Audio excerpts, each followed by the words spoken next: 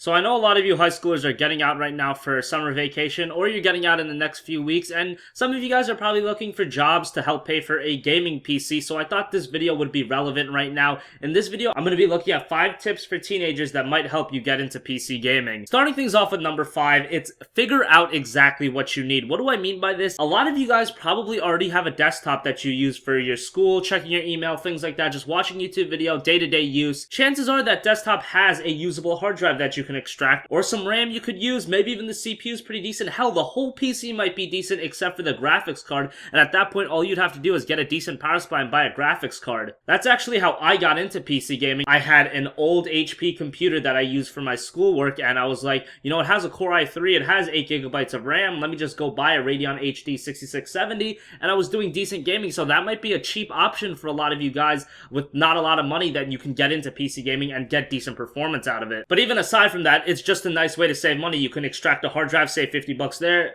extract the RAM, save like $60 there. Hell, you might have an OS lying around, that's another $100 you could save. There's a lot of ways to save money by reusing parts in your old computers. Maybe a couple of your friends have some old desktops in their garage. Hell, I know a lot of people that keep their old PCs in their garage or just locked away, and maybe ask them if you could use their spare parts. I mean, you can use the case. The case isn't something that's really essential to a build. If you have a decent case, boom, that's money saved right there as well. Number 4 is probably something a lot of high schoolers hate to do, and that's research. I remember when I was getting into PC gaming, I absolutely dreaded this. I was doing a ton of research and I was like, man, this is fucking boring. You know, I almost got detracted from getting into PC gaming and I almost went back to playing console, but I was like, screw it, I'll just do the research. And yes, it was kind of a pain for the first 3 days, but then after that, I got over it and I pretty much learned everything. It doesn't take that long. Just stick with it and you will learn a lot. And it will help with the maintenance of your PC because once you know a lot, it's going to definitely help keeping your PC up to date, running, things like that, doing upgrades. It's going to be a lot easier once you know everything. The number 3 tip parlays from the number 4 tip, and that's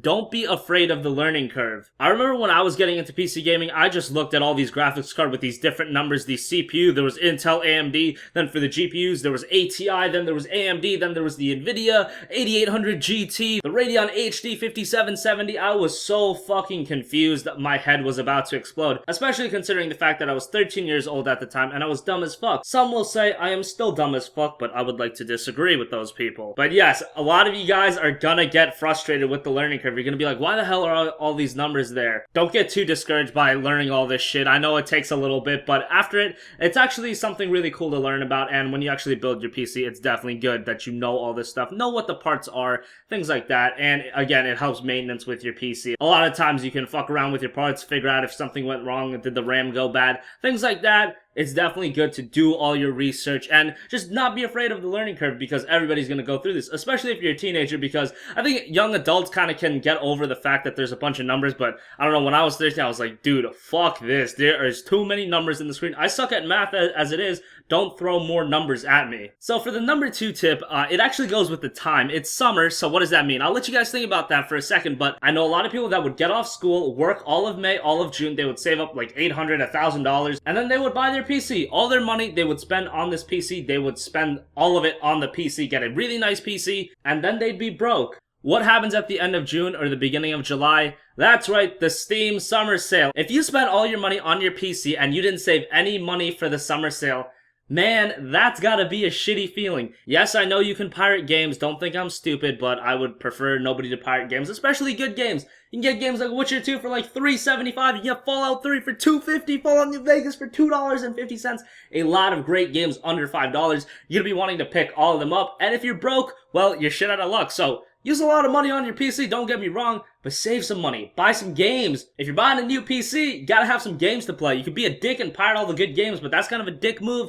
because developers put a lot of hours into their games, and they're cheap as fuck during the Steam summer sale. Come on, just save $100 or so, and you can get like 100 great games. A lot of indie titles, a lot of AAA titles, a lot of good deals during the Steam summer sale. So, my tip for you guys that are looking to build your PC with some of your money, save at least a little bit for the Steam summer sale because you won't regret it at all. You're going to be buying so many games that it's going to be a great time. So my final tip for you teenagers is something very important because I think teenagers have a very big problem with this. I'm not sure why. I think I had a problem with this when I was a teenager too. I still am a teenager, by the way. I'm only 18 years old, but I think I've grown up a little bit as I've been PC gaming for almost 6 years now, so I think I know a little bit more than your average, 17, 18-year-old, but I digress. Something a lot of teenagers have a problem with is that they're too influenced by others, and what do I mean by that? Yes, it's nice to go look at what PC I have, what PC your favorite YouTubers have, your favorite streamers. That's nice, that's well and good and all. Realize you do not need as good of a PC as the top streamers have, even as I have. Just because your favorite streamer has, the highest end i7, a GTX Titan, all this kind of good stuff, doesn't mean you need it at all. And I think a lot of people get it twisted that they're like, man,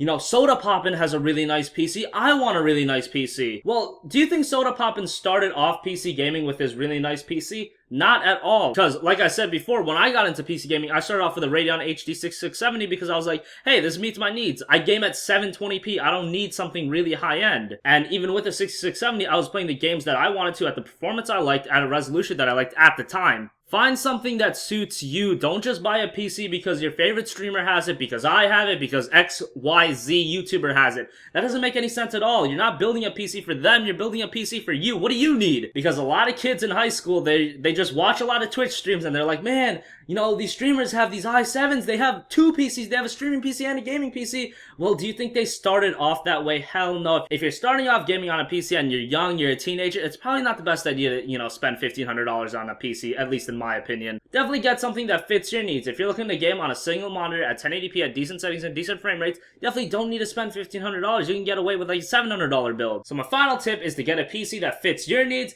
not the dude next to you, not your favorite streamer, not your favorite YouTuber. It's all about you, about your PC. Thanks for watching this video, guys. I hope it was informative to those of you that are looking into getting into PC gaming. I know a lot of you teenagers, it's kind of a stressful thing to get into. It's like, man, there's a lot of shit to learn and don't know what kind of parts I want. I don't know, how high-end of a PC I want. I hope this video informed you a little bit. Thanks for watching. If you like this video, hit the like button. Comment down below with your thoughts. Subscribe if you enjoyed, and I'll talk to you all later. Have a great day. Peace!